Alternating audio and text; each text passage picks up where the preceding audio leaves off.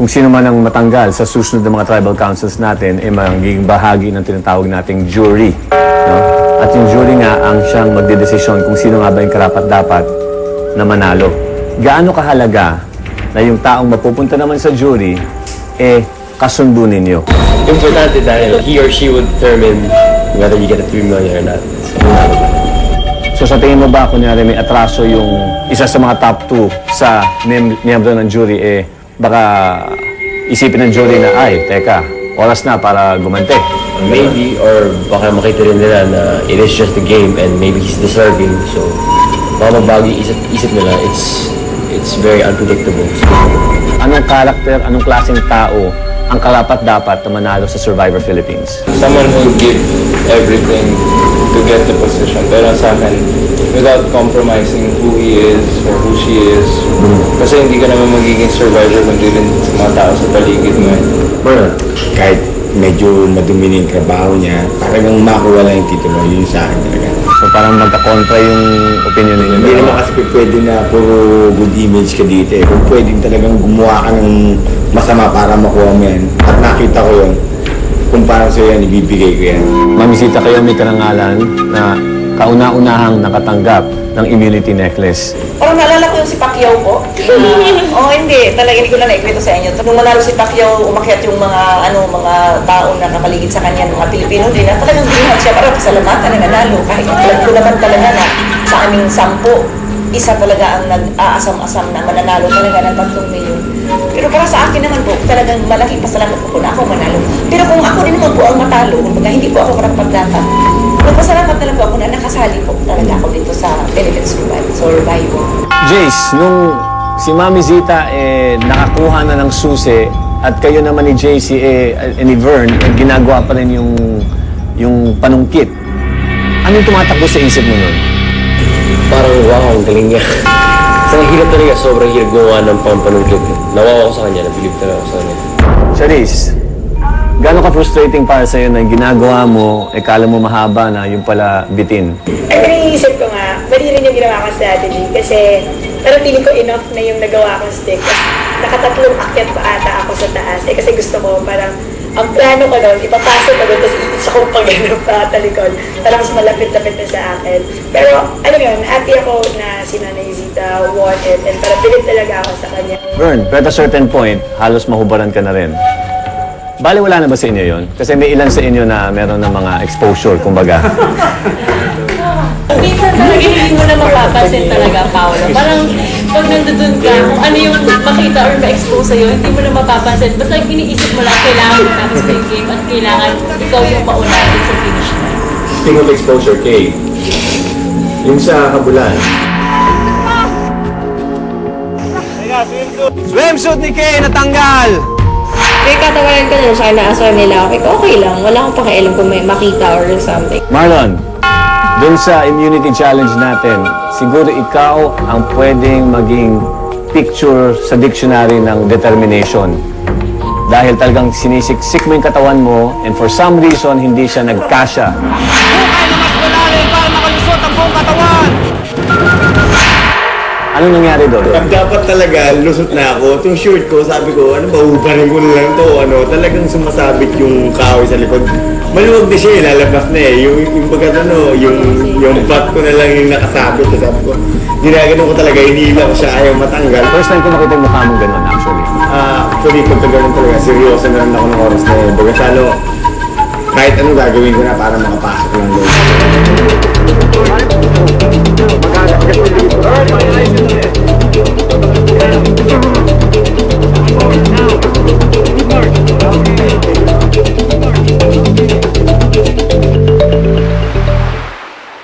Susunod, kung pwede mo ibigay ang immunity necklace at sinasabi ko nga na pwede mong ibigay, kay nina mo ibibigay.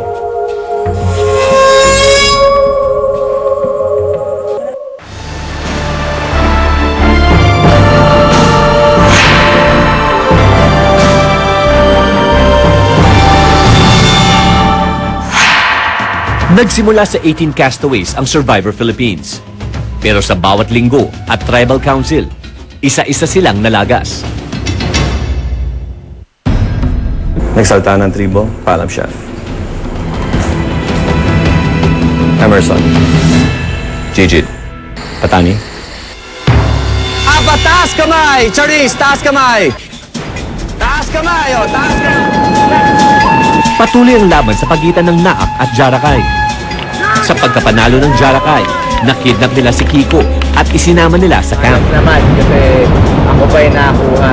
So, although hindi ko naman gusto ipasa sa iba yung pagkakakidnap, malungkot lang na mahugot sa tribong kasama mo na ng pagkatagal-tagal.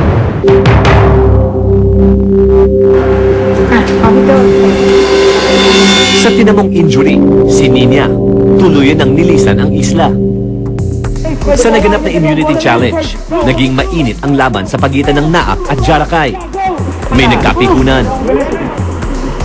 Huwag ka na magalit. Hindi ako nagagalit. Konti ko na trigger kayo. Ganyan. Keep my best shot. Wala ko titagalit. Pero dahil sa alawis ko na pero okay lang. Pinagatuloy niya sa race, sabi ko strategy. Sa pagkatalo ng Naak, si Vev ang ikilimang castaway na natanggal sa laro. Paano ba?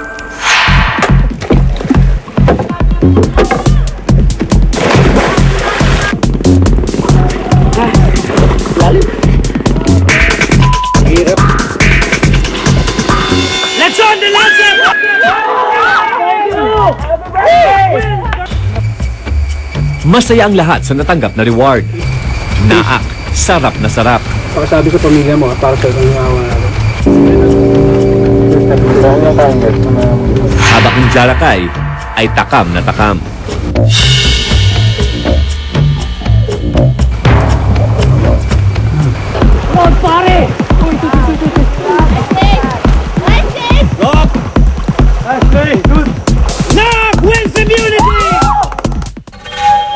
Sa pagkatalo sa immunity, natanggal si John.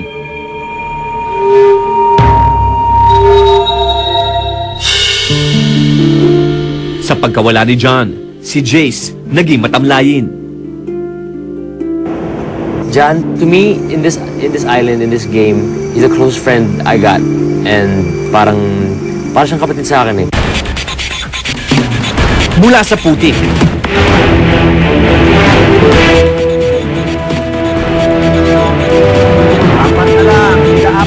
hanggang sa tubig. Lumusot kay Chris.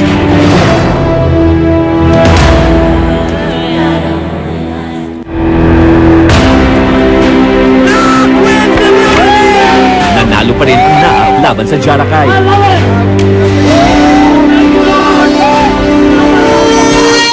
At ang pang-walong castaway na natanggal sa Survivor Philippines. Kaya si Nikki, na maalam na rin.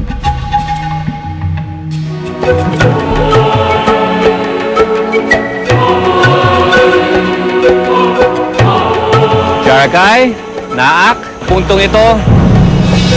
Drop your buffs. Wala na ang Naak, wala na ang Jarakay. Iisang tribo na lang kayo.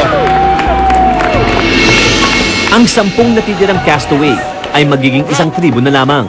Ang Chalam o Pating sa salitang Thai. Dito kailangan na nilang makipagtunggali sa bawat isa para paglabanan ang immunity necklace.